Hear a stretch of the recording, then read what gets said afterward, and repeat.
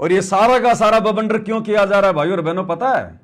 ये गुरुजी के जो लड़के हैं ना, ये चुनाव लड़ने की तैयारी में, चुनाव लड़ने की तैयारी में, और ये बीजेपी सरकार से ये टिकट प्राप्त करने के लिए इतनी चापलूसी कर रहे हैं कि हमारे को अब की बार बीजेपी से टिकट मिल जाए, रोहतक से या सोनीपत से, और कोई लेन देन नहीं है। केवल चुनाव लड़ने के लिए, बीजेपी सरकार से टिकट प्राप्त करने के लिए इतनी चप्पल चाटी जा रही है, इतनी गुलामी की जा रही है, कैसे भगत समाज की मर्यादा तुड़वाई जा रही है। आप देख लेना, ये गुरुजी का बड़े वाला लड़का, ये लोग क्यों कर रहे हैं अपनी मार्केटिंग इतनी? हरियाणा से बाहर क्यों नहीं कर रहे मार्केटिंग? ये इन्होंने धर्मशाला बनवानी होती है तो सोनीपत और रोहतक के क्षेत्र में बनाएंगे, ये जाटों की धर्मशाला। इन्होंने अगर चंदा देना है धर्मशालाओं में कहीं भी समाज में, तो रोहतक और सोनीपत के आसपास देंगे ये। जाट आरक्षण का समर्थन करना है तो हरियाणा में करना, इन्होंने बाहर नहीं करते ये। किसान आंदोलन का समर्थन करना है तो रोहतक और सोनीपत के आसपास करेंगे, बाहर नहीं करेंगे। गांव गांव जाकर लोगों को 10-10 किलो आटा, एक एक तेल की बोतल देनी है तो ये सोनीपत और रोहतक के आसपास देंगे, बाहर नहीं देंगे ये। बसें चलानी है तो ये सोनीपत में चलाएंगे फ्री में। एम्बुलेंस चलानी है गांव वालों के लिए तो ये सोनीपत में चलाएंगे।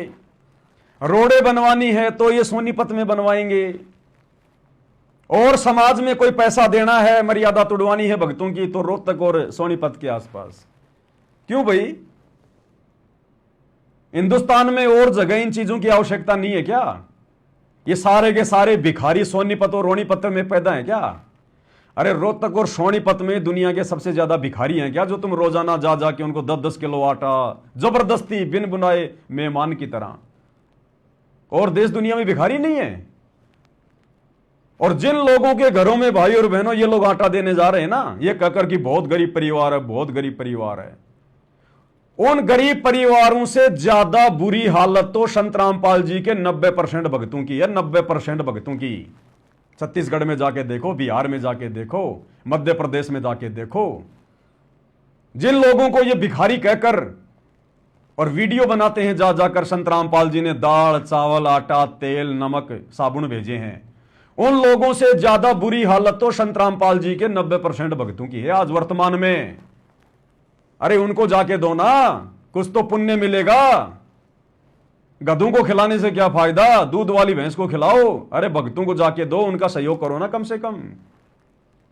और क्या गरीबी मिटाओगे भाई तुम? जाओ ना तुम दिल्ली में, अरे दिल्ली में जाओ, बंबई में जाओ ना, झुग्गी झोपड़ियों में, तुम्हें नानी याद आ जाएगी। इतने भिखारी बैठे हैं वहां पर, अगर लोगों की भूख मिटाने का ज्यादा शौक है तो।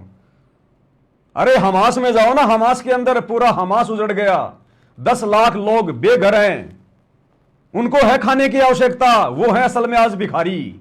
जाओ ना, उनको खिलाओ ना। ये सारे भिखारी सोनीपत में पैदा हो गए, हरियाणा में पैदा हो गए, धनाना के आसपास। ये जबरदस्ती का माहौल बनाया जा रहा है भाई और बहनों, टिकट प्राप्त करने के लिए।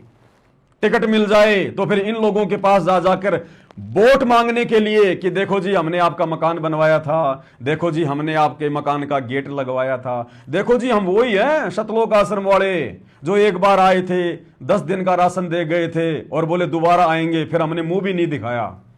और देखो जी आज हमारे को टिकट मिल गई हरियाणा सरकार की मेहरबानी से, अजी हाथ जोड़ते हैं, वोट हमें देना। इसलिए ये भिखमंगे ये गंदी राजनीति कर रहे हैं, भगत होकर भगत समाज की मर्यादा तोड़वा रहे हैं ये लोग। इनका ये टारगेट है इन लोगों का। इनको भक्ति नहीं करनी, इनको भक्ति वक्ति से, भगवान से, गुरु से कोई लेन देन नहीं है। इनको तो यही काल की गंदी व्यवस्था में सड़ना है, अगले जन्म में गधा कुत्ता बन के यहीं पे कष्ट भोगने इनको।